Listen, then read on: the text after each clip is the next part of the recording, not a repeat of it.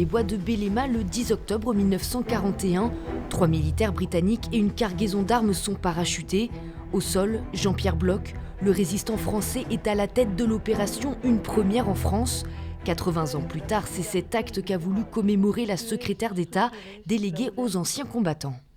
Cette histoire est celle de l'esprit de la résistance. Cette histoire est celle de la France et du Royaume-Uni.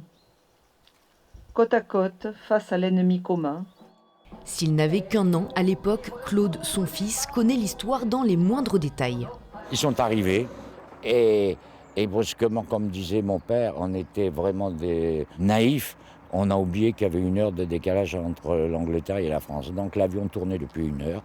La nouvelle génération a besoin d'écouter cette histoire. Surtout en ce moment, ce qui se passe avec les discours de haine.